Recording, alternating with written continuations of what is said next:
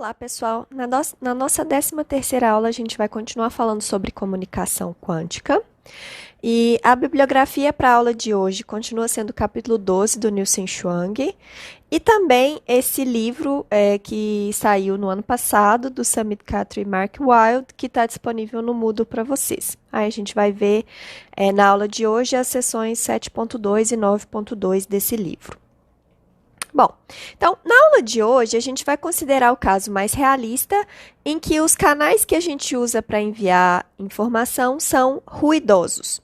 Então, na aula anterior, a gente estava falando sobre transmissão de informação em um canal perfeito, e o que a gente estava fazendo é ver como a gente poderia comprimir essa informação, dependendo de como era a fonte que emitia essa informação, para usar o canal o mínimo de vezes possível.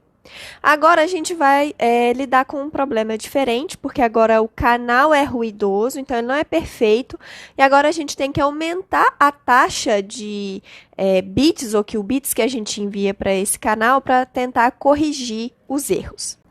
Aqui agora a gente tem um canal eta, que não é mais a identidade, então esse canal ele vai atrapalhar a comunicação e se a gente souber quem é o y, não necessariamente a gente vai conseguir determinar quem é o x, tá?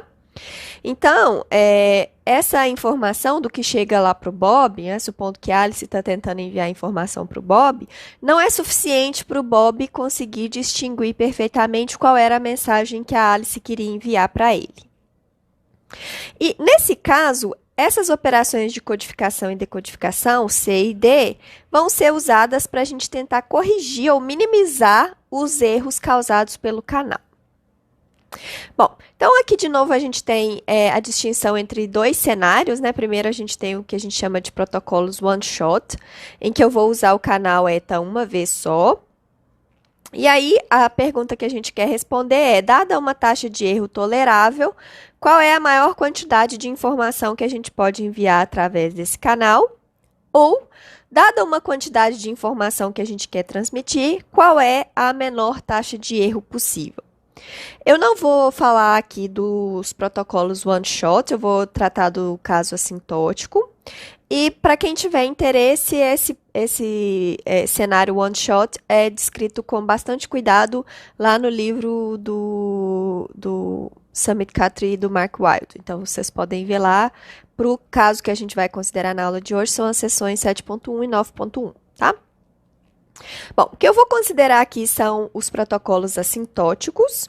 Então, eu vou supor que a mensagem M é codificada em uma sequência de bits ou qubits, ou de sistemas em geral, e cada um dos elementos dessa sequência é enviada por esse canal. Então, eu estou usando esse canal aqui N vezes, né? Aqui deveria ser XN. Então,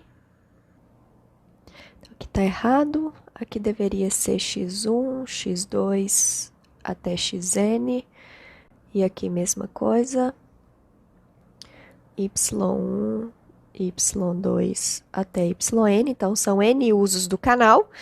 Esse X aqui não necessariamente denota uma variável clássica, tá? Aqui eu quero falar tanto do caso clássico quanto do caso quântico.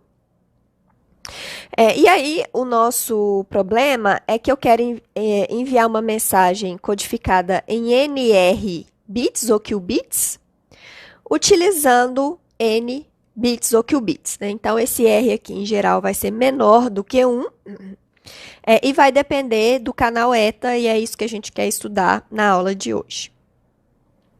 Bom, para esses protocolos, a gente pode exigir que a taxa de erro vá para zero à medida que N, que é a quantidade de vezes que eu uso o canal, vá para infinito. Então, o que a gente quer estudar é isso. Qual é a maior taxa R possível que permite uma comunicação através desse canal, de modo que, à medida que o N vai para infinito, a taxa de erro vá para zero.